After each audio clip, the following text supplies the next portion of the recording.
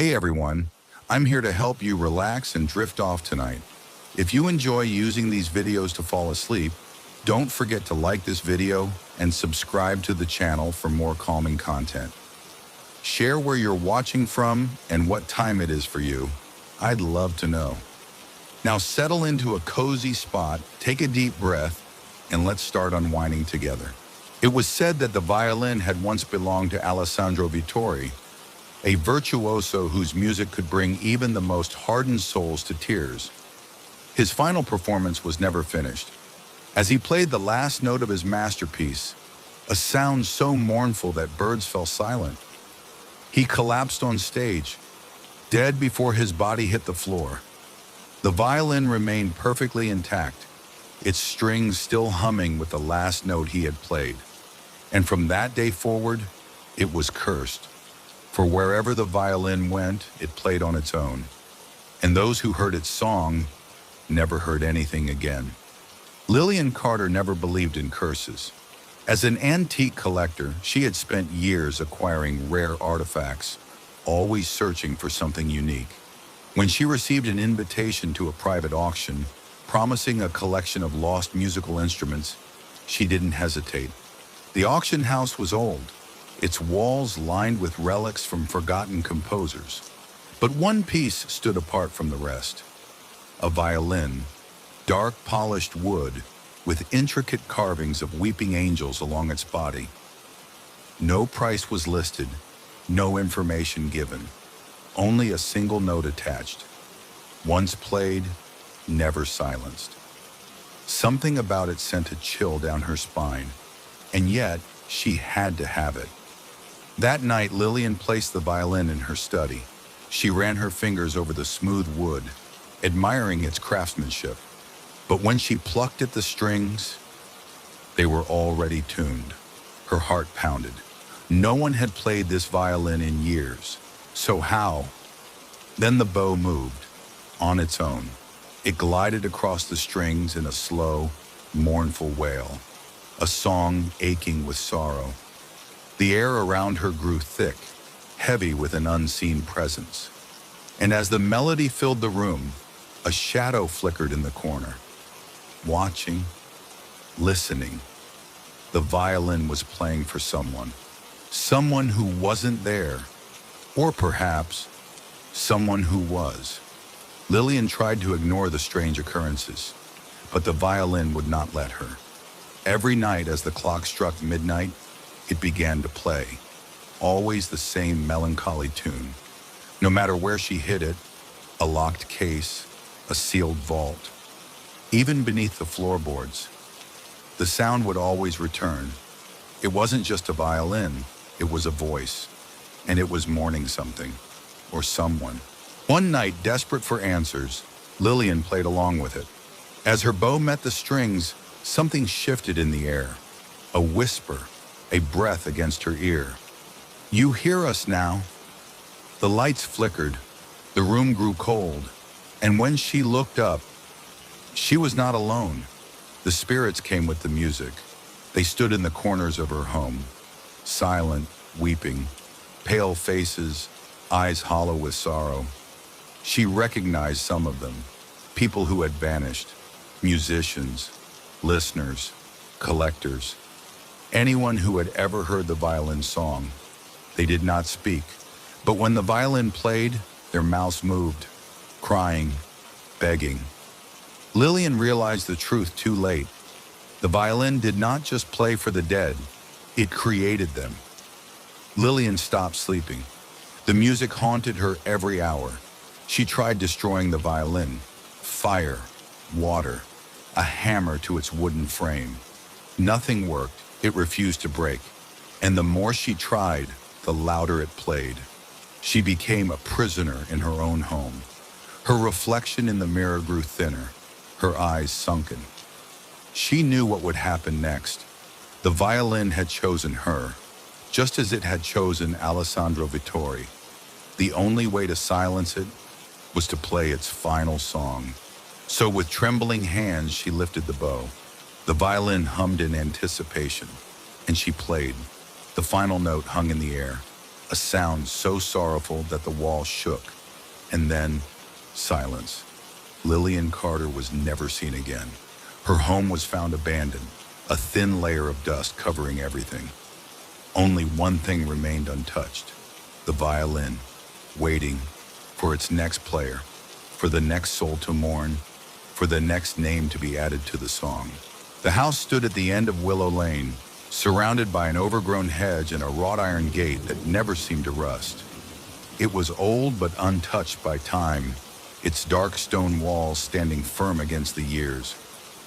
No one knew who built it, no one knew who owned it, but everyone in town knew one thing: no one stayed inside for long. When Eleanor Graves arrived in town, she didn't believe in ghost stories.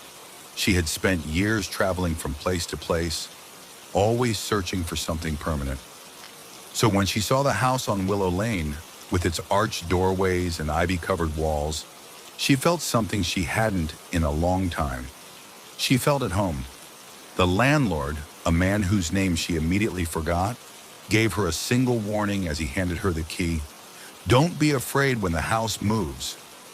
She had laughed then, but that night she would learn the truth. The house was perfectly normal during the day. A grand foyer with a sweeping staircase, a study lined with dusty books, a cozy bedroom overlooking the garden. She went to sleep comfortably, wrapped in warm blankets, the old wooden beams creaking softly in the wind. But when she woke, the door was missing. The walls were different. The bedroom had become a hallway stretching into the darkness. She scrambled out of bed, her breath coming in short gasps. The floorboards beneath her feet shifted. The house had changed, and she was trapped inside it. At first, she thought she was dreaming. Maybe the house was just old, the corridors twisting in her tired mind. But when she opened a door, expecting the foyer, she found herself in a kitchen she had never seen before. A room with a cracked marble floor and a single chair, pulled out as if someone had just been sitting there. Another door led her to a library, though she remembered the study being downstairs. The books here were wrong, their pages blank, their spines unmarked, and when she tried to retrace her steps, she couldn't. The house had rewritten itself, like a maze with no exit. By the third night, Eleanor had given up trying to map the house. Every evening, the rooms shifted, doors vanished, walls stretched into corridors she swore hadn't existed before. But worst of all, she was no longer alone. She heard them at night, whispers, coming from rooms that shouldn't have been there, soft voices, speaking words she couldn't understand. Somewhere in the distance, a door creaked open. Footsteps echoed in a hallway she hadn't seen before. And when she turned around, the furniture had moved, chairs facing her, as if watching. On the seventh night, she found the door. It stood alone at the end of a hallway that hadn't been there the night before. It was different from the others. Older. The wood was cracked, the handle cold beneath her fingertips. Something inside her screamed not to open it, but she did. And what she saw shouldn't have been possible. It was a room of doors, hundreds of them, stretching into the darkness. Each door identical, standing in neat rows, and in front of each one, a figure, not moving, not breathing, just standing, silent, waiting. Her stomach turned, her breath caught. She stepped back, and the door slammed shut behind her. The whispers rose, the house shifted, and Eleanor ran. She stopped counting the days. She no longer knew where she was. The house changed faster now, its hallways twisting like living veins. Sometimes she found old furniture covered in dust. Other times, she opened a door to find nothing but a brick wall. Once, she opened a door and saw herself, standing in a hallway she hadn't walked through yet. A shadow passed behind her reflection. She slammed the door shut before she could see what it was. Eleanor knew she had to leave. She could feel it. The house was growing restless.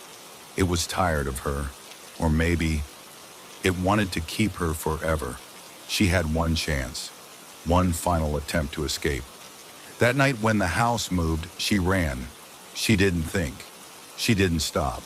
She sprinted through shifting hallways, down twisting staircases, through doorways that melted into new rooms before her eyes. Somewhere behind her, the whisper screamed. The floor tilted. The walls collapsed inward. And then, she saw it. The front door, still standing, still waiting. She didn't look back. She didn't dare. She reached for the handle, and the house roared. Wind rushed past her, pulling at her clothes, yanking her back. But she would not stay. With every ounce of strength she had left, she forced the door open and fell into the night. They found Eleanor the next morning, lying in the street, eyes wide, breathing shallow. She never spoke of what she had seen. She never returned to Willow Lane. The house stood empty again, waiting. And 2 months later, a new tenant arrived, a man who did not believe in ghost stories. He took the key, stepped inside, and that night, the house changed again. The Langley estate had been empty for decades, its windows dark, its halls silent. The townsfolk whispered about the curse, a tragedy that had seeped into the very walls of the house. They said anyone who entered would hear the ticking, and once the pendulum clock began its countdown, it would never stop until despair consumed its owner. Most ignored the rumors, but then Julian Grayson bought the house, and the clock began ticking once more. Julian had never believed in ghost stories. A historian by trade, he had spent his career unraveling myths, exposing the rational truth behind folklore. So when he inherited the Langley estate from a distant relative, he saw an opportunity, a grand old house to restore, perhaps even turn into a museum. The first time he set foot in the study, he noticed it immediately. A massive pendulum clock standing against the far wall.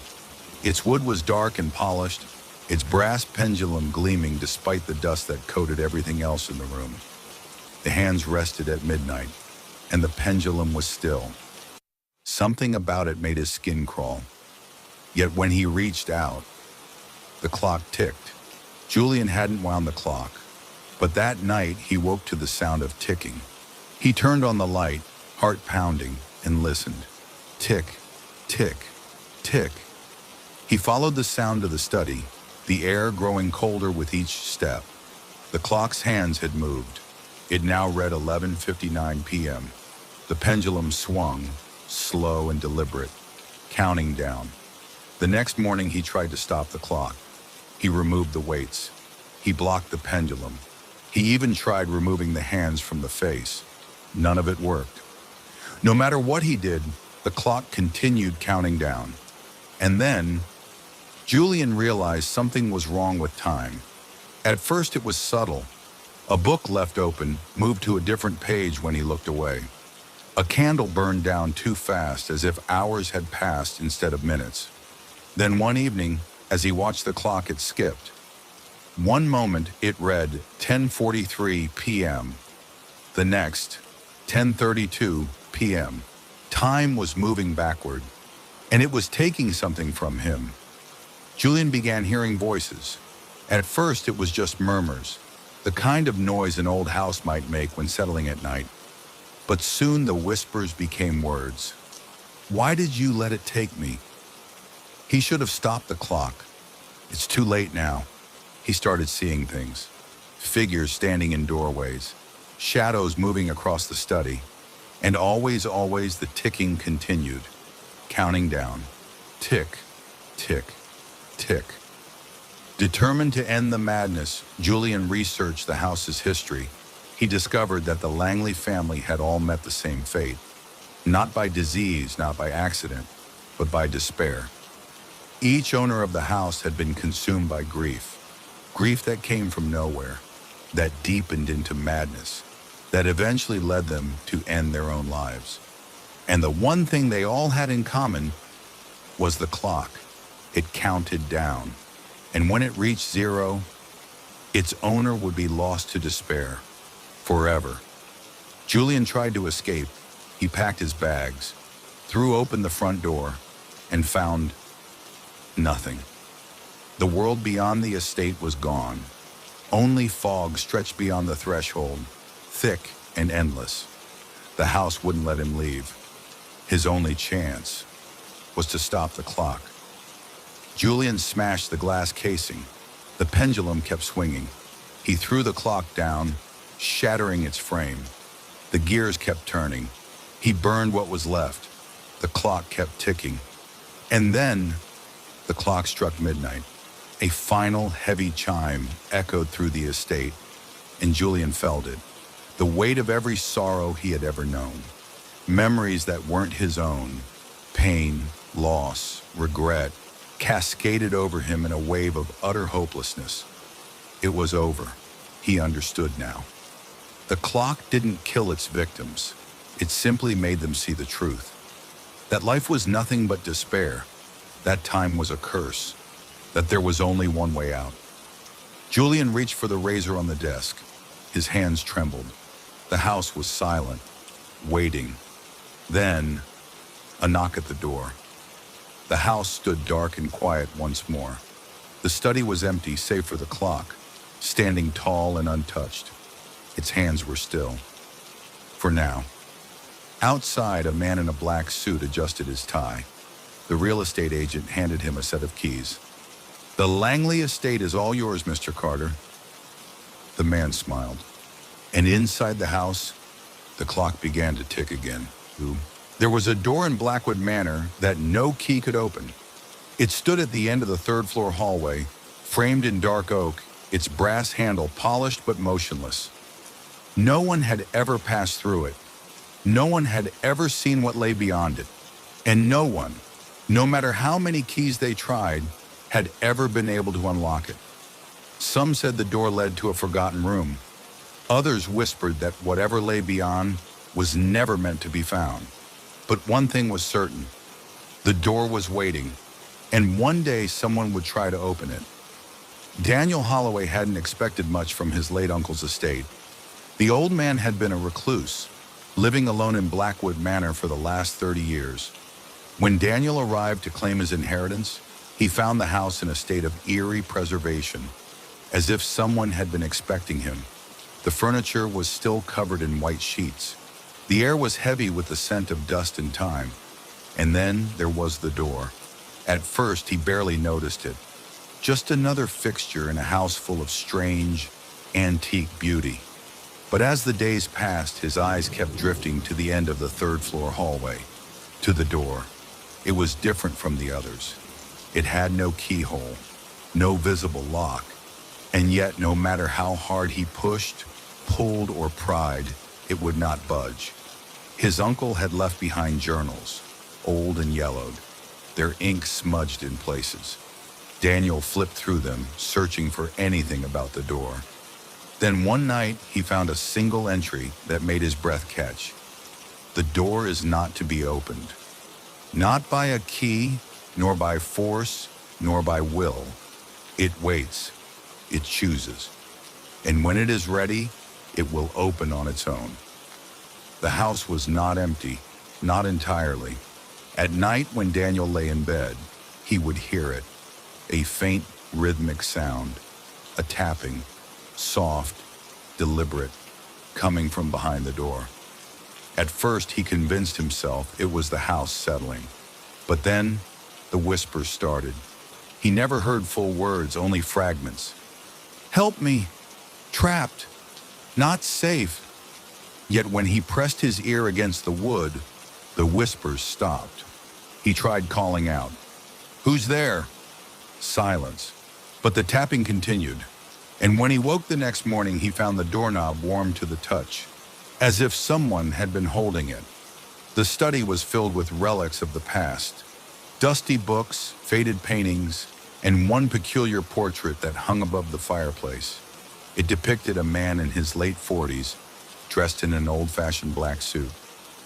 Daniel didn't recognize him, but something about the eyes unsettled him. The man in the painting was staring, not straight ahead as most portraits did, but at the door, as if watching it, as if waiting. That night, the whispers grew louder. The tapping turned into a slow, deliberate knock, and Daniel, against every instinct in his body, reached for the doorknob. This time it turned, just a little, just enough to make his stomach drop. Something had changed. Something had let him in. The next morning, the door was ajar, not open, just enough of a crack for Daniel to see darkness beyond it. He hesitated. Then, with a deep breath, he pushed it open. What he saw made his skin crawl. It was a room, but not like the rest of the house. The air was stale. The walls were bare stone, as if the room had never been part of the manor at all.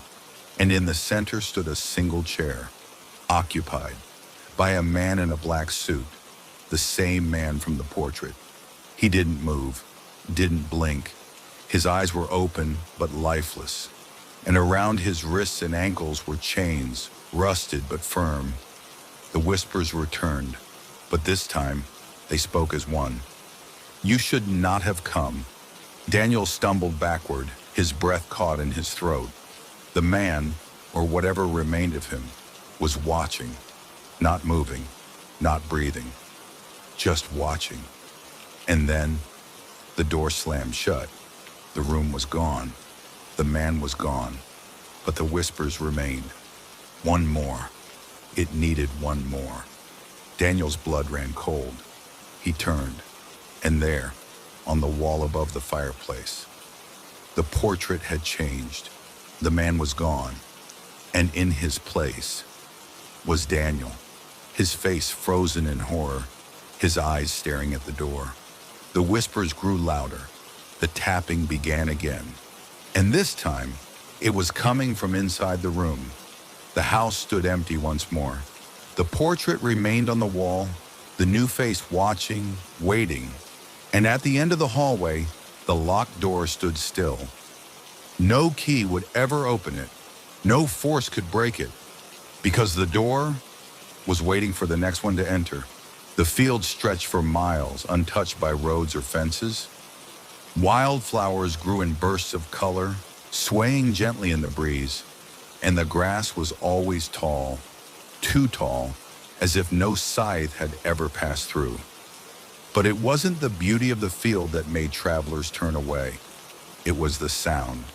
A constant, low murmur, rising and falling like wind over water. No matter the season, no matter the time of day, the whispers never stopped. They came from beneath the earth, from the roots, from something buried long ago. And those who stepped into the field never walked out the same. When Thomas Graves arrived in the village of Briar Hollow, the first thing he heard about was the field. "You'll want to stay away from that place," the innkeeper warned as he handed over a key to his room. "Why?" Thomas asked, setting down his travel bag. The old man hesitated, his fingers tightening around the key.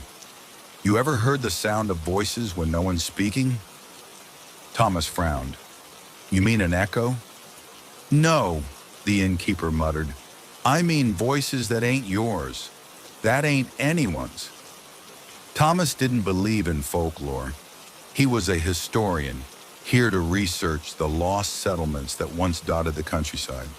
His work required facts, records, and evidence, not ghost stories. But as he lay in bed that night, listening to the wind howl through the trees, something about the innkeeper's words stayed with him. The next morning, Thomas took the old road east, toward the place the locals refused to go. The field was just as the villagers had described, vast and unbroken, stretching into the distance like a sea of green. And then he heard it, a low whispering hum. At first he thought it was the wind, but the air was still. The trees surrounding the field were motionless, yet the sound continued, rising and falling, words just out of reach. He stepped forward, his boots sinking into the damp earth. The whispers grew louder. Names. They were saying names. He knelt down, pressing his palm to the soil. The ground was warm, and beneath it, something shifted. Thomas spent hours in the field, recording everything. The voices spoke in overlapping murmurs, never distinct enough to form full sentences. He jotted down fragments in his notebook. They took us. We are still here. The roots remember. The deeper he walked into the field, the more uneasy he became. The grass thickened, twisting around his boots. The whispers rose in urgency. And then he saw it, a stone slab, half buried in the earth. It was weathered, covered in moss, but the engravings were clear enough to read. A single word carved deep into the rock. Remember. A chill ran down his spine. He wasn't standing in a field. He was standing on a graveyard. Thomas raced back to the village, notebook in hand, demanding answers. The townsfolk refused to speak. Faces turned away. Doors slammed shut. But the old innkeeper, his expression grim, finally relented. A long time ago, he said, his voice heavy with regret, there was a settlement out there. A village? Thomas asked. The old man shook his head. A prison. Thomas felt his breath catch. During the war, the innkeeper continued, they brought prisoners out here, said they'd build their own homes, work the land, but they never meant to let them go. They buried them there, Thomas whispered. They let them starve first, the innkeeper corrected, and suddenly the whispers made sense. They weren't ghosts, they were memories, trapped in the soil, bound to the roots, and they wanted to be heard. Thomas returned to the field at sunset, shovel in hand. He had to know. He had to see. As he dug, the voices rose in a fevered chant, no longer whispers but pleas. Stop. Don't disturb us. The land keeps us safe. His shovel hit something hard, a wooden box, its lid cracked. Inside, bones. Not just one set, dozens. A mass grave. The earth beneath him shuddered, and the voices screamed. The wind roared to life, the sky darkening as clouds churned overhead. The roots tightened around his boots, and the last thing Thomas heard before the field swallowed him whole was the sound of the wind whispering his name. Weeks later, a traveler passed through Briar Hollow. At the inn, he asked about the historian who had come through town. The old innkeeper shook his head. Never seen him, he muttered. But the traveler frowned. Someone must have been here. I found this on the road. He held up a notebook, weathered and torn. The innkeeper took it, his hands trembling as he flipped through the pages. And there, on the very last page, was a single sentence, scrawled in frantic handwriting. I hear them now. I hear them beneath me. I hear them calling my name. And from outside, carried on the wind, came the sound of whispers in the grass. The old mirror stood in the forgotten corner of an abandoned estate. Tall and elegant, its silver frame was tarnished with age, its glass unblemished by time. No matter how long it had been left untouched, it never gathered dust. No matter how many years passed, it never cracked. And every morning, as the first rays of dawn touched its surface, it revealed the past.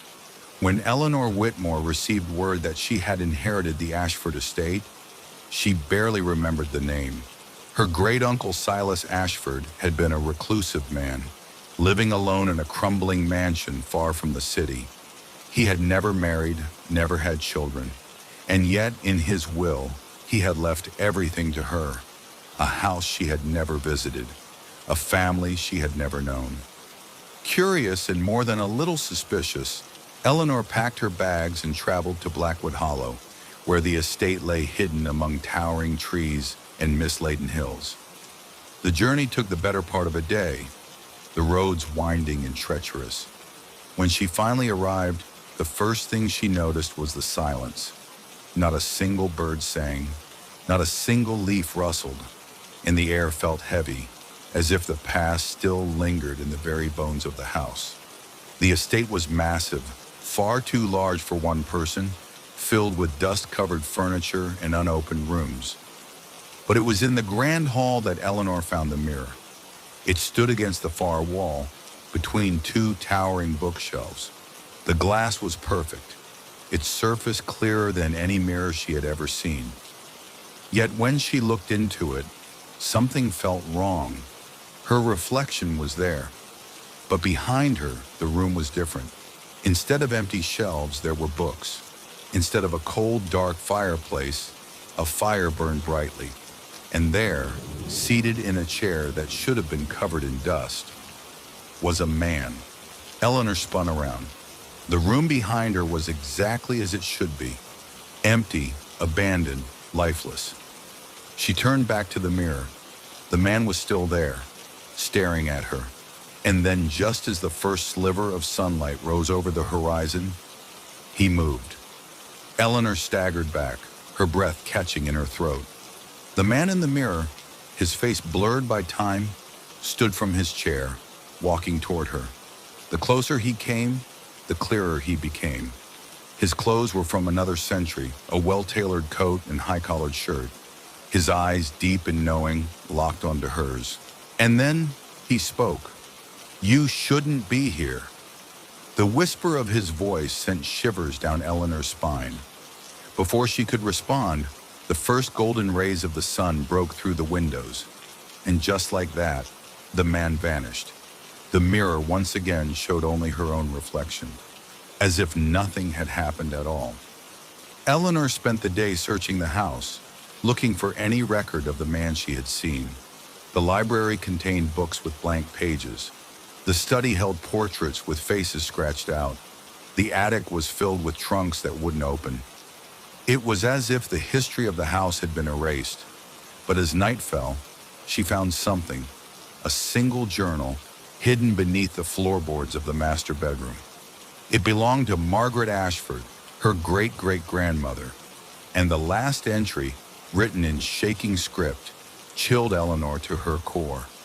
"The mirror is cursed. It shows what should have been forgotten. The house remembers what we try to erase, and every dawn it brings them back." The next morning, Eleanor stood before the mirror once more. As the first light of dawn touched the glass, the past returned. The grand hall came alive with people, servants, guests, and the man she had seen the night before. She watched as a tragedy long buried unfolded before her. The man, his name she realized was Jonathan Ashford, stood arguing with another figure, his face hidden in shadow.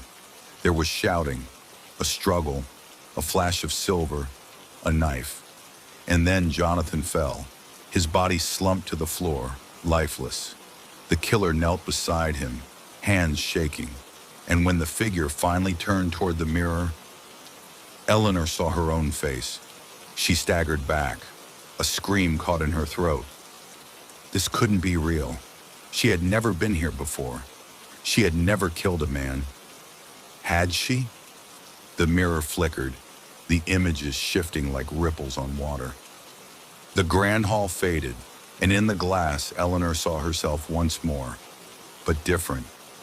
Wearing the same clothes as Margaret Ashford, holding the same blood-stained knife, and Jonathan's voice echoed through the room, whispering from beyond time. The past never dies. The mirror never lies. You were here before, Eleanor, and you will be here again. The dawn faded. The past disappeared, and Eleanor was left standing in the empty hall with the weight of a crime she had never committed. Or had she? Eleanor never left Ashford Estate. The town spoke of her as a woman who had lost herself to the past, wandering its halls at dawn, waiting for the mirror to tell her more. Some say she had gone mad, others say she had remembered. But those who dared visit the abandoned mansion, long after Eleanor herself had faded into history, always found the mirror still standing.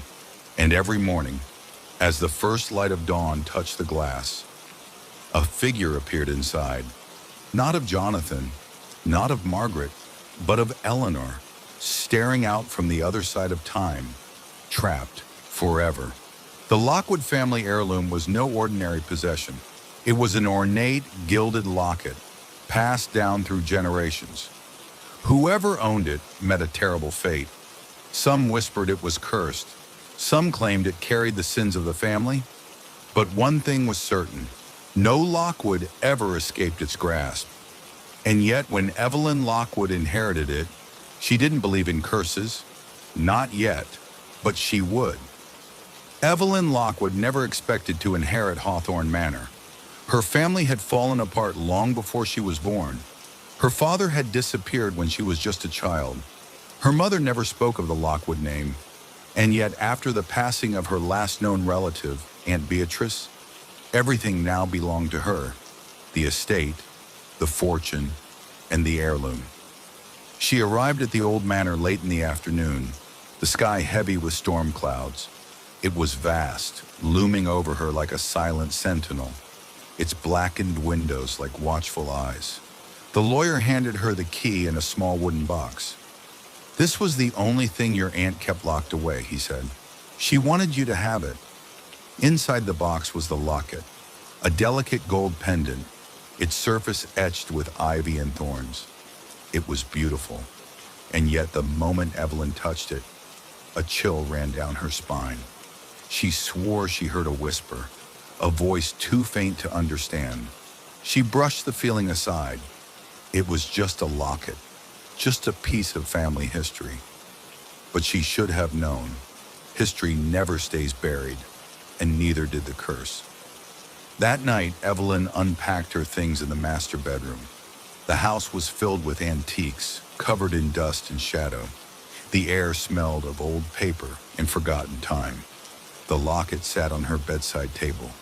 She hadn't worn it yet, but as she lay in bed, drifting into sleep, a sound pulled her awake, a soft, metallic click. She turned her head. The locket's clasp had opened.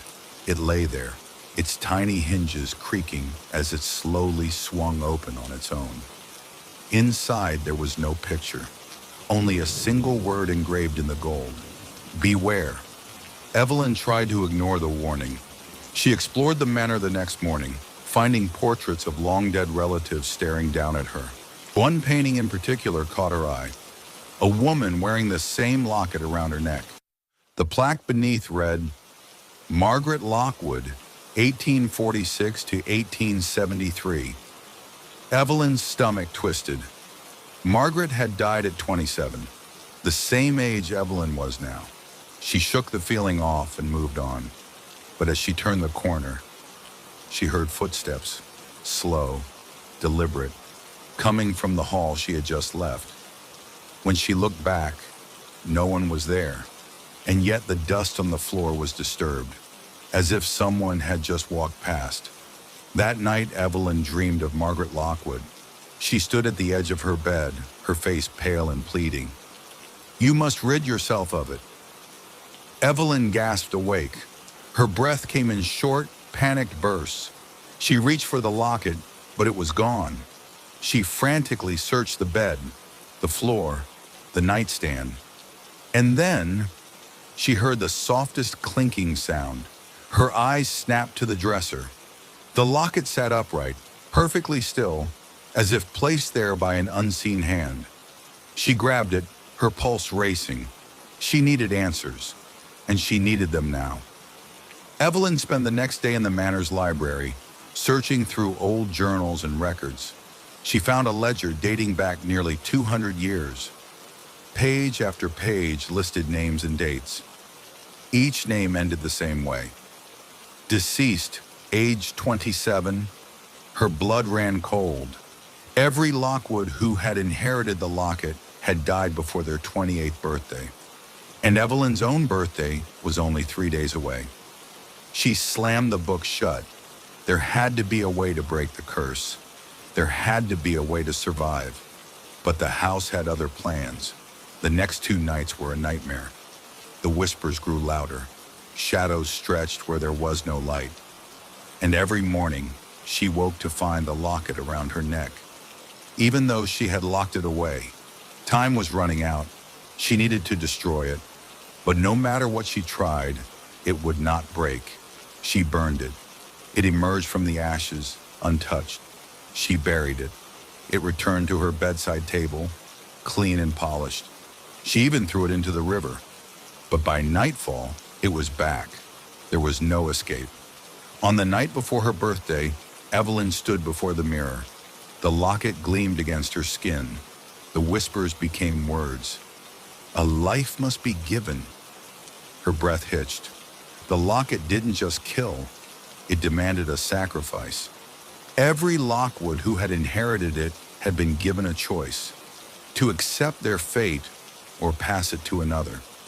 That was why the locket had survived for generations, because someone always chose to live. Her hands trembled. Could she do it? Could she curse another? The house fell silent, waiting. And then she made her decision. The next morning, the lawyer returned to finalize the estate. He found no sign of Evelyn, only a letter, and the locket, placed neatly inside its wooden box. The letter read, "I leave everything to my cousin, Charlotte Lockwood. The estate, the fortune, and the family heirloom. May it bring her all the luck it has brought me." The lawyer sighed. Another disappearance, another tragic mystery. He closed the box, unaware of the fate he had just delivered. And in the dim morning light, the locket's clasp clicked open, waiting for its next victim. The first time Eleanor Bishop stepped into the cellar of Blackwood House, she felt the cold. Not just a chill, but a deep, penetrating cold that clung to her bones. She wrapped her arms around herself and stared down the wooden staircase. A damp, musty darkness yawned below. And yet she felt something else, something worse than the cold, something watching. Blackwood House had belonged to Eleanor's family for generations. She hadn't set foot in it since childhood, not since her grandfather vanished without a trace. And now, after the passing of her last relative, the house was hers. It was massive, with dark wooden beams, twisting hallways, and rooms filled with old secrets. The villagers whispered about it. That house is cursed. Nothing good ever came from Blackwood. But Eleanor was a skeptic. She didn't believe in ghosts, didn't believe in curses. At least, not yet. The house was colder than she remembered. And the cellar was worse. It sat beneath the house, a vast stone chamber carved deep into the earth.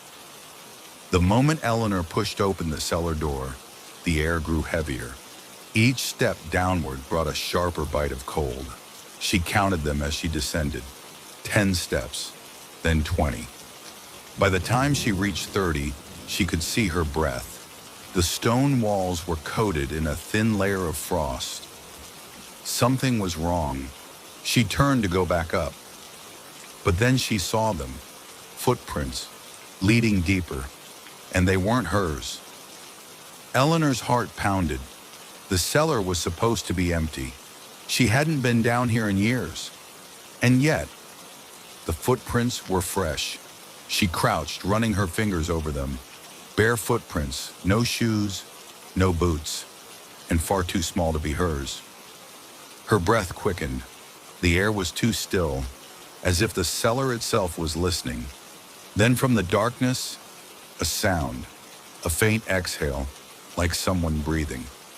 She turned sharply, her flashlight trembling in her grip. Nothing, only shadows, only cold. But she could feel it now. She wasn't alone. Eleanor followed the footprints deeper into the cellar.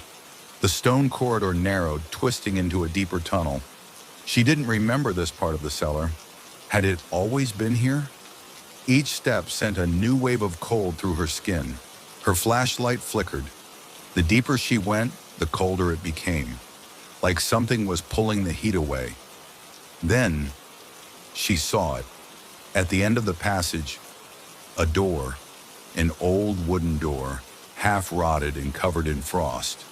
A single iron handle rusted with age, and behind it, a whisper, a voice just on the other side, calling her name. Eleanor! She froze, the cold bit sharper. She should have turned back, but something inside her, something older hand memory, told her the truth. She had been here before, and whatever was behind that door had been waiting. Eleanor raised a trembling hand to the handle. The moment she touched it, the cold sank into her bones. It wasn't just cold anymore. It was something alive, something that wanted her. She yanked her hand back. Frost spread across her fingertips, burning like fire. Her breath came in sharp gasps.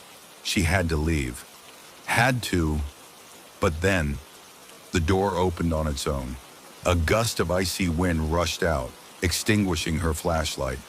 And in the darkness, she felt them, the hands, small frozen fingers, reaching out from the shadows, grasping for her, pulling her forward. She screamed. Eleanor fought against the grip. The tiny cold hands wrapped around her wrists, her ankles, dragging her through the doorway. The cold became unbearable. Her vision blurred. She could hear them now. Whispers. "Come back to us, Eleanor. You've been gone so long." She hit solid ground. Her body trembled with ice. She gasped for breath, struggling to move. Then, the whispers grew louder, and the darkness around her began to shift. Shapes emerged from the blackness. Figures, children, pale, frostbitten, their eyes dark with something unnatural. They surrounded her. Their lips moved, but their voices weren't their own. They were her family, all of them. Every Lockwood who had vanished, and now they were part of the cold. Eleanor's mind reeled. She scrambled backward, her hands slipping on the frozen ground. "You belong here too." One of them reached for her. A girl no older than 8, her face eerily familiar. Eleanor's breath caught. She had seen that face before, in an old portrait, a girl who had disappeared over a century ago, a Lockwood child. The pieces fell into place.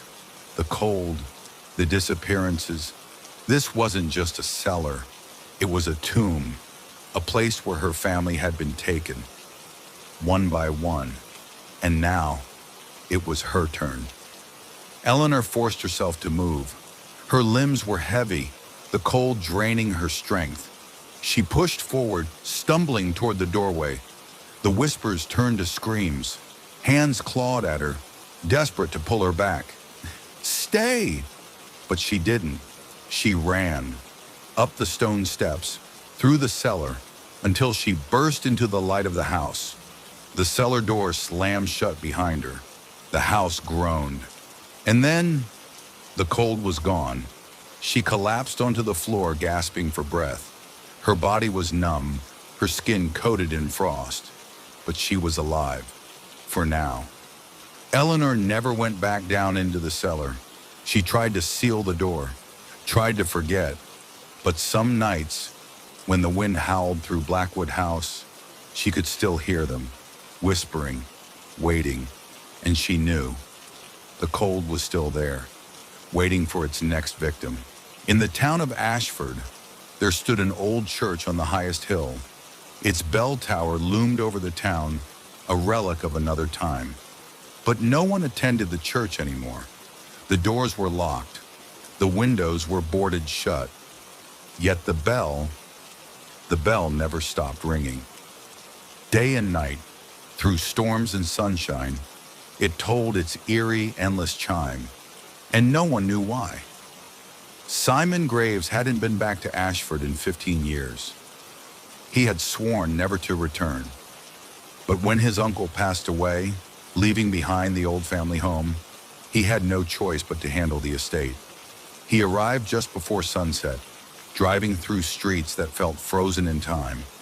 Ashford was small, isolated, the kind of town that time forgot. But as soon as he entered the valley, he heard it.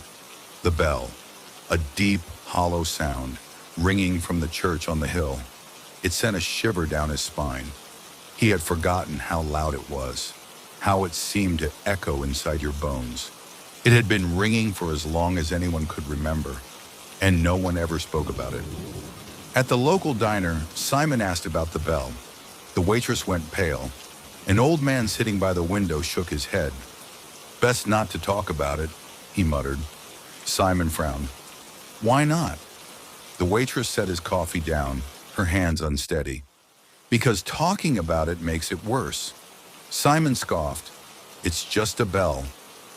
But the look in her eyes told him she didn't believe that, and neither did anyone else. Determined to get answers, Simon made his way up the hill. The church was exactly as he remembered. Gray stone, weathered by time. The doors were chained shut. The windows were covered with heavy planks, yet the bell still rang. He circled the building, looking for a way inside. Then he saw it, a side door, slightly ajar. His pulse quickened. Someone had been here recently. He pushed the door open and stepped inside. The air inside was thick with dust. Pews stood empty, their wood rotting. The altar was draped in cobwebs, and above him, the bell continued to toll. He found the staircase leading up to the tower. Each step creaked beneath his weight. As he climbed, the ringing grew deafening. Then, he reached the top, and what he saw made his blood run cold. The bell was massive, rusted with age. But the strangest part? It wasn't attached to anything. No ropes, no gears. It swung on its own, moving back and forth as if some invisible force was ringing it. Simon's hands trembled as he reached out. Then a voice spoke behind him. You shouldn't have come here. He spun around. An old priest stood in the doorway. His eyes were sunken, his face gaunt. Who are you? Simon asked. The priest ignored the question. Instead, he pointed to the bell. It won't stop, not until it's finished. Simon's stomach twisted. Finished with what? The priest sighed, and then he told Simon the truth. A long time ago, the bell was used to warn the town of danger. Fires, floods, attacks.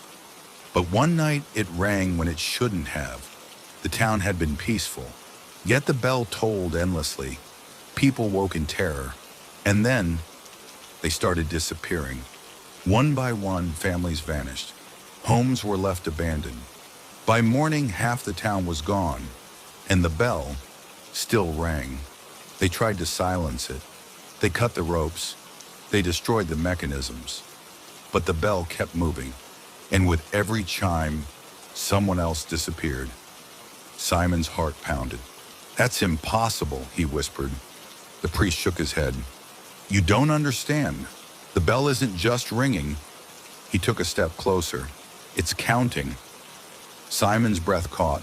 Counting what? The priest's face was solemn. The souls it still needs to take. The bell rang again. A deep, shuddering sound. The priest winced. There's only one way to stop it. Simon swallowed hard. How? The priest looked him in the eye. Someone has to take its place. The bell rang louder. The walls trembled. Simon could feel it now. A presence in the tower. A hunger. The priest took a deep breath. I was meant to be the last, he said, but I've grown weak. It needs someone new. Simon stepped back. No, but deep down, he felt it. The pull. The bell wasn't just choosing anyone. It was choosing him. He could run, but the bell would never stop. Not unless someone took its place. He looked at the priest, at the rusted bell swinging in the dark, at the emptiness in the air waiting for him. And then Simon stepped forward. The town of Ashford still stands. The church on the hill remains locked, but the bell still rings, not for the priest, not for the lost townspeople, but for the man who gave himself to it. No one speaks his name anymore. No one remembers him. But when the wind howls through the valley, you can still hear it, a deep, hollow sound, ringing forever. There was a house at the edge of the town, standing alone in the thick woods. No one lived there anymore. The windows were dark. The garden was overgrown.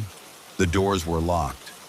But if you stood outside on a still night, if you listened carefully, you could hear it, a soft, rhythmic creaking, as if something inside was moving, back and forth, back and forth, the sound of a cradle rocking with no one near it. Emma Fields had always been fascinated by abandoned places. She was a photographer, drawn to ruins and forgotten homes. So when she heard about the Holloway house, she knew she had to see it for herself. The locals warned her not to go. They spoke in hushed voices about the cradle that rocked by itself, about the crying that sometimes echoed from inside, about the Holloway baby, a child that had never grown up, a child that had never left. But Emma didn't believe in ghosts. She only believed in what she could see through her camera lens. So one evening, just before sunset, she packed her bag and made her way into the woods. Holloway House was exactly as she imagined. Old, crumbling, forgotten by time. The front door was locked, but Emma found a way in through a broken side window. The inside smelled of dust and decay. Furniture covered in white sheets, a piano with missing keys, faded wallpaper peeling in strips. And in the center of the nursery, the cradle, small, wooden, perfectly preserved, as if someone still cared for it. Emma's breath caught, because even though the house had been abandoned for decades, the cradle was moving. Emma stepped closer, her camera shaking in her hands. The cradle rocked in slow, steady motions, back and forth, back and forth. There was no wind, no footsteps, nothing that could have caused it to move. She reached out. The moment her fingers brushed the wood, the cradle stopped. The room was silent, too silent. Then, a whisper, software, almost a sigh. "Mama?" Emma's heart slammed against her ribs. She spun around, but she was alone. Emma refused to run. Instead, she raised her camera and began taking pictures. The old rocking horse, the broken toy chest, the faded portrait on the wall. A woman holding a baby, her face blurred by time. She moved back toward the cradle, snapping one last photo. Then, just as she lowered the camera, something shifted in the crib, a dent in the mattress, as if something small and unseen had just sat up. Emma's fingers went numb. She turned the camera screen to review the last picture. The nursery looked normal, except for one thing. The cradle wasn't empty anymore. Something was in it, something small, something watching her. A wave of nausea rolled through Emma. Her hands shook as she stared at the photo. The air around her grew thick, heavy with something unseen. Then from the cradle, a sound, a soft, slow hum, a lullaby. "Rock-a-bye, baby," in the treetop. Emma's breath hitched. The voice was small, young, but it was not human. It was too hollow, too distant, as if the house itself was remembering the song. Then the whisper came again. "Mama?" Emma's vision blurred. She had to get out, had to run. But before she could move, the cradle rocked forward, and something stepped out. It wasn't a child, not anymore. It was a shape, barely more than a shadow. Its form twisted and flickered, like candlelight in a storm. But its eyes, dark, endless, filled with something like longing, like hunger. Emma stumbled back. The thing reached for her, and as it did, the air filled with cries, hundreds of them, infant wails echoing through the house, rising from the walls, the floor, the ceiling. Emma clamped her hands over her ears. The child's shape shuddered. And then it spoke. "Stay." Emma's body wouldn't move. The air pressed down on her, thick as water. The cradle rocked faster, faster, faster. The cries turned into screams. Emma's vision darkened at the edges. Somewhere deep inside, she understood. The cradle was never empty. It had been waiting, waiting for someone to take its place. And now, it had chosen her.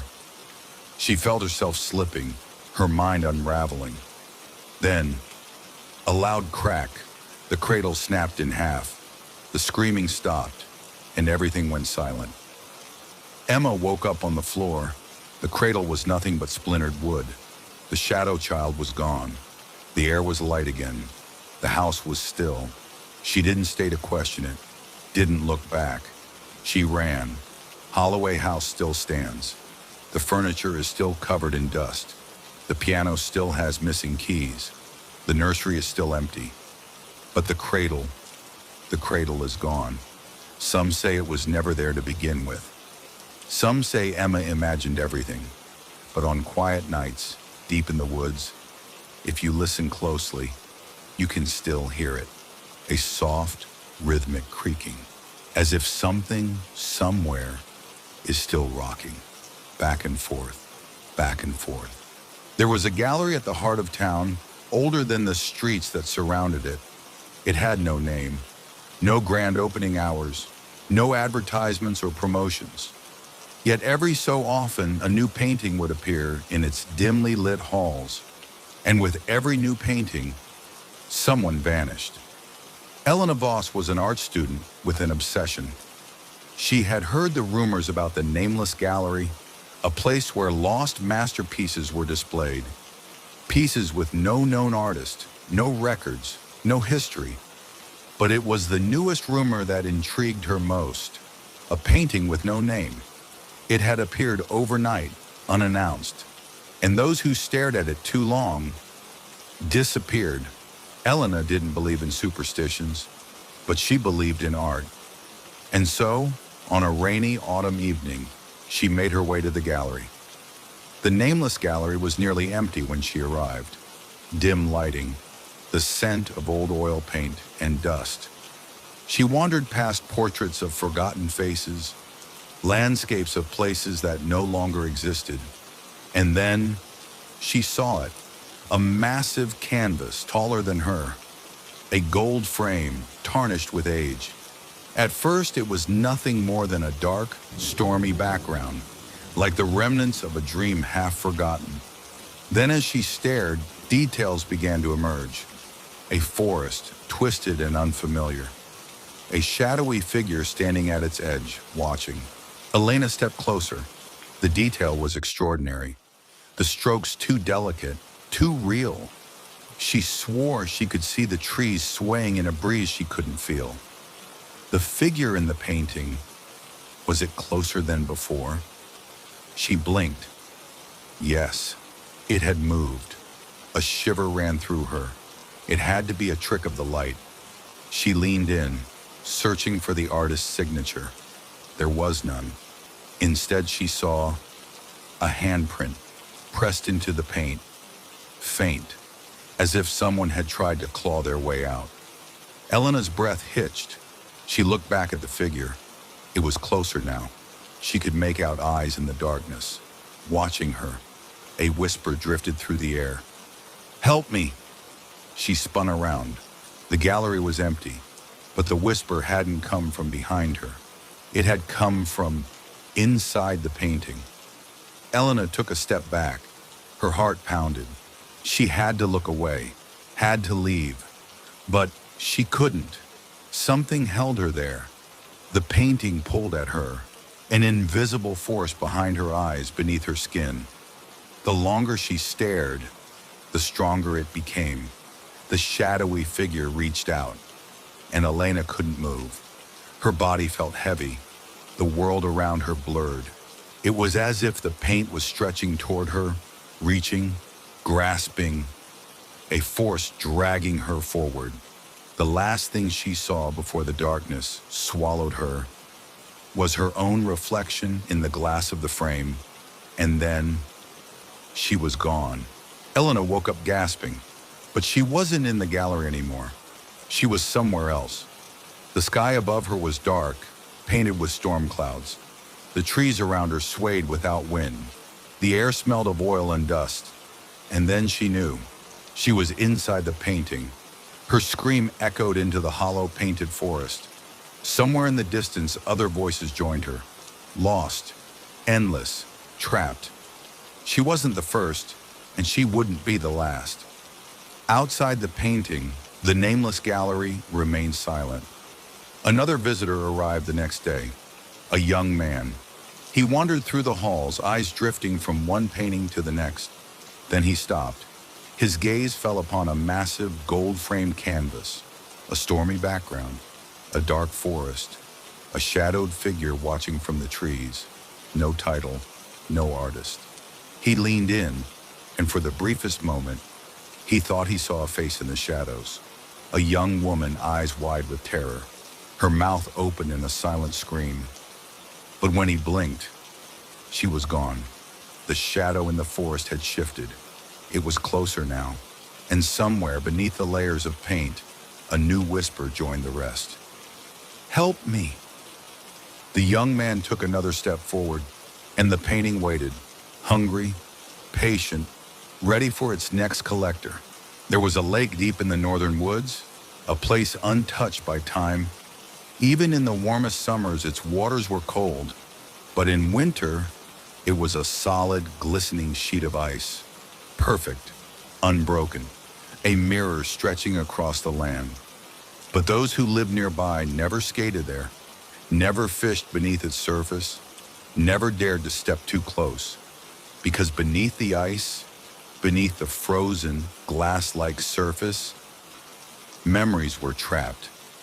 And if you listened closely, you could hear them whisper. Clara Mercer had spent 12 years avoiding Lac d'Echo. She had grown up in the small town on its edge, where the winters were endless and the nights came early. But when she left for college, she swore she would never return. There were too many ghosts here, too many memories. But now she had no choice. Her father was gone. A heart attack, sudden and cruel. And so just a few days before Christmas, she found herself driving back toward the house she had once called home, toward the lake, toward the past she had spent her whole life trying to forget. The funeral was small, a handful of townspeople, the pastor, and a bitter wind that cut through Clara's coat.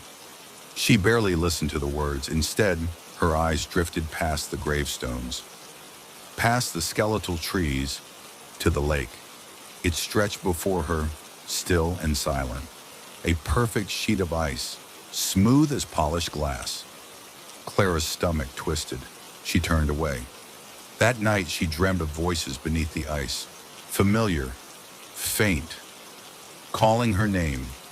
The next morning, Clara woke before dawn. A strange pull settled deep in her chest. Before she could question it, she was slipping on her coat, stepping into the freezing air. Her feet carried her to the lake's edge. The wind had died, leaving the world eerily silent. She looked down. Her reflection stared back at her. But there was something wrong. The reflection wasn't hers. It was a younger version of herself. A girl of 14. And she wasn't alone. A boy stood beside her, dark-haired, laughing. Daniel. Clara's breath caught. She squeezed her eyes shut. When she opened them again, the reflection was normal. She was alone, just as she had been for 12 years. Daniel had been her best friend. Had been. 12 years ago, they had skated together on this very lake, laughing, racing, until the ice cracked, until he fell through, until the black water swallowed him whole.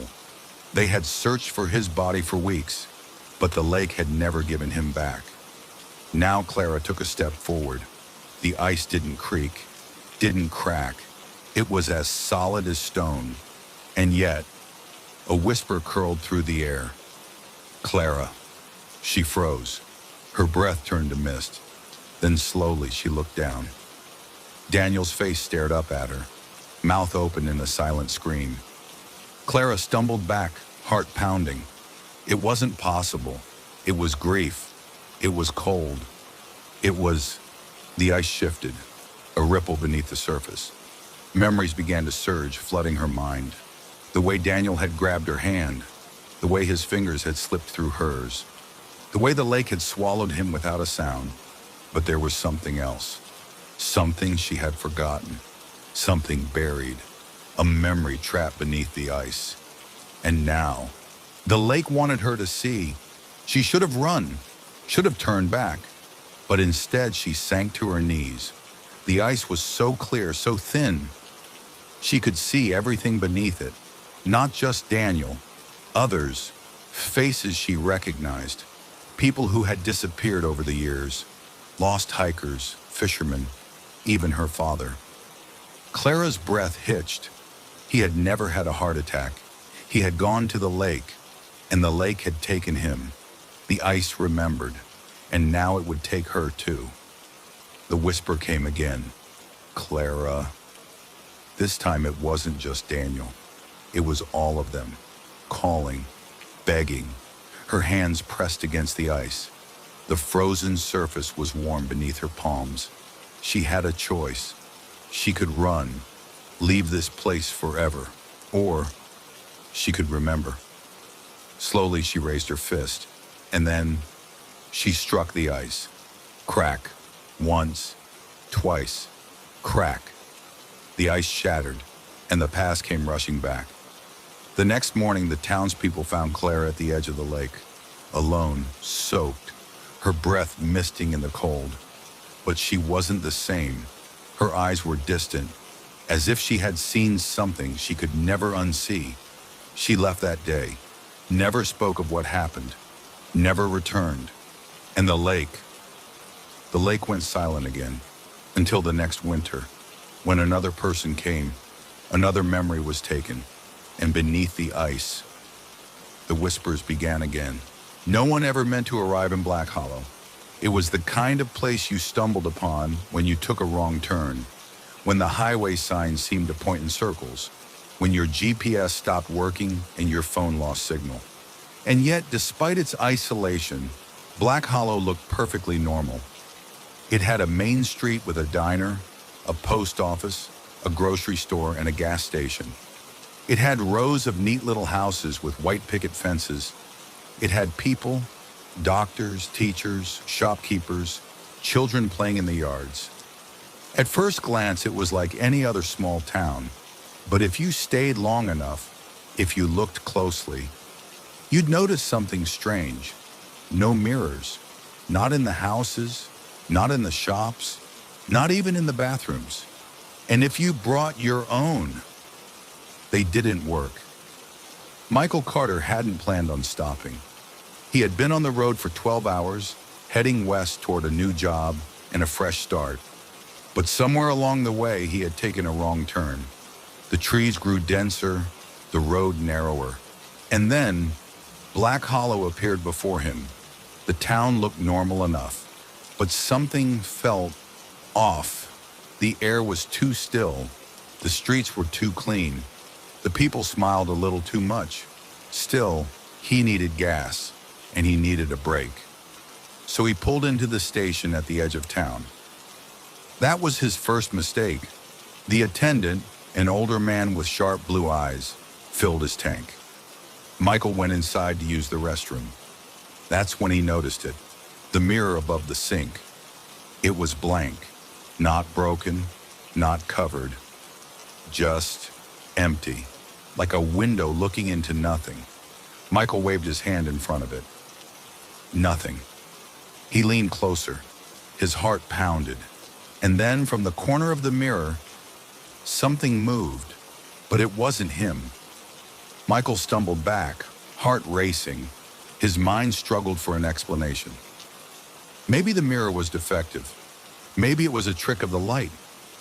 But as he left the bathroom, he noticed something else.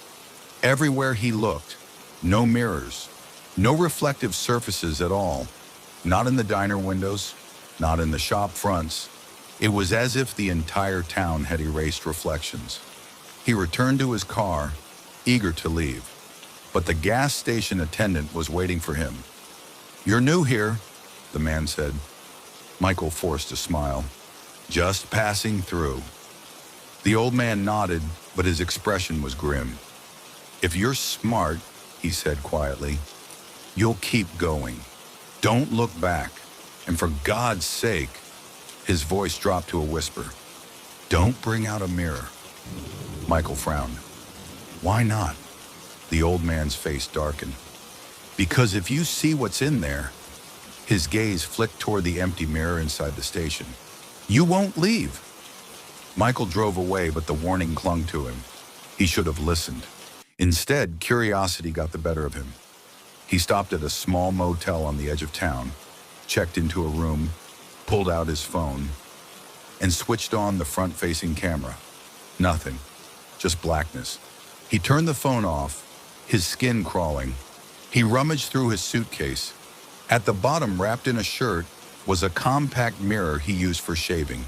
Slowly, he unfolded it, held it up to his face, and stared into nothingness. His reflection was gone. His breath quickened. Then from deep within the mirror's darkness, something blinked. Not him, not human. Something else. Michael threw the mirror across the room. The glass shattered, and from the jagged shards on the floor, a whisper rose. "Now you've seen us." Michael didn't sleep that night. He sat in the corner of his room, heart hammering. The town was quiet, too quiet. But outside his window, beneath the street lamp, something stood there, tall, motionless, watching. It had no face, no features, just a hollow, shifting shape. Michael squeezed his eyes shut. He had to leave.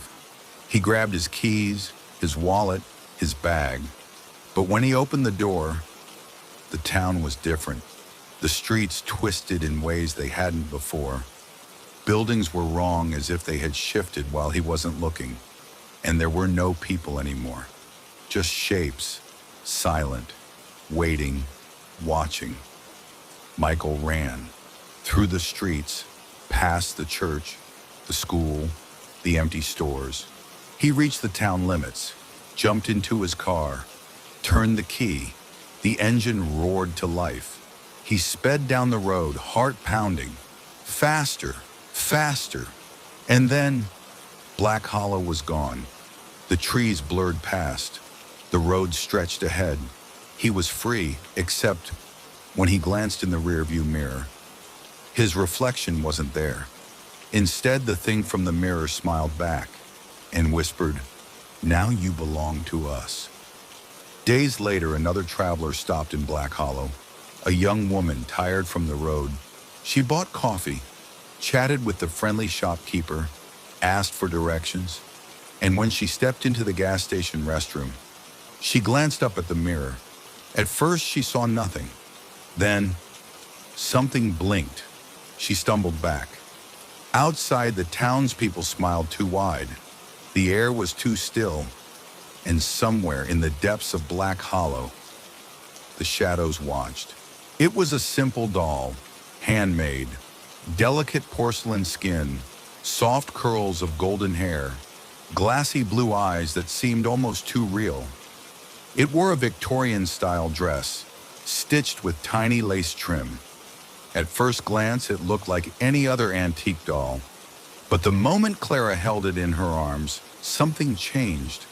The doll's head tilted, just slightly.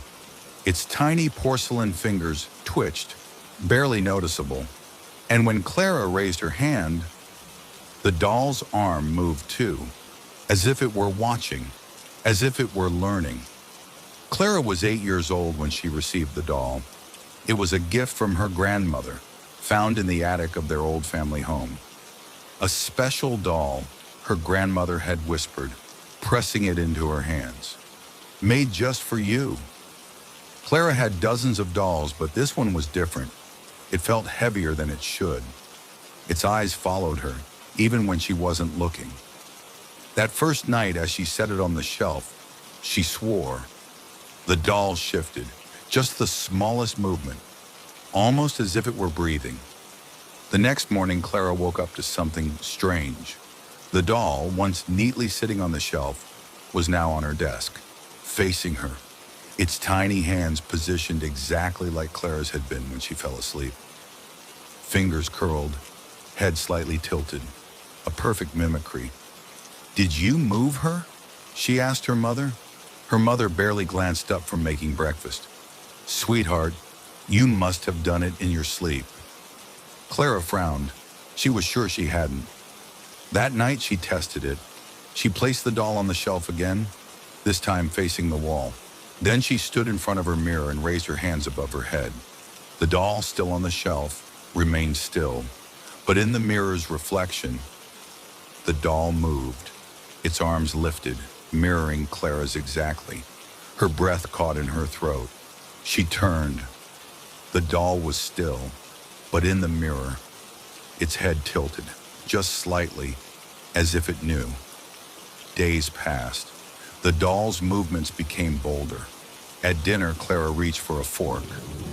Across the room, the doll's tiny hand lifted in sync. When Clara sat cross-legged on the floor, the doll's porcelain legs bent on their own. It never moved when others were watching, only when Clara was alone. At night, she woke to faint clicking sounds, like delicate joints shifting. One morning, she woke up and found the doll standing by the door. No one in the house had touched it, and when she backed away, its tiny foot twitched. Clara refused to touch the doll anymore, but it didn't matter. It mimicked her anyway. She covered all the mirrors in her room, but at school, she saw it in the glass of a classroom window, a tiny ghostly version of herself reflected back. Only, its mouth moved when hers didn't. Clara begged her mother to get rid of the doll. "It's just a toy," her mother sighed. "You're imagining things." But that night, Clara heard it. Soft footsteps, not her parents', not her own, tiny, delicate. They came from the corner of the room, from where the doll sat. Clara squeezed her eyes shut, pulling the covers over her head. Then, a whisper. "Let me be you." Clara shot up, heart racing. The doll was no longer in the corner. It was beside her bed, standing.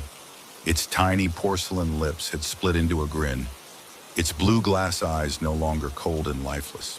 They were watching, hungry, mimicking her terror. And when Clara reached for the lamp, the doll's arm moved first, its tiny fingers curled around the base, and then darkness. When Clara's mother came to check on her the next morning, the bed was empty, the window was open, curtains swaying in the breeze. The only thing left behind was the doll, sitting perfectly still, face serene, hands folded in its lap, waiting. Later that week, Clara's grandmother arrived. When she saw the doll, her expression darkened. "I told you," she whispered. Her voice trembled. "This doll was made for Clara." She turned to the empty room. Now it is Clara. Her mother didn't understand. But at night, when she looked into the mirror, she saw two shadows standing there. One was her own. The other was smaller and smiling, waiting for its next move, waiting for a new owner, waiting for someone else to mimic.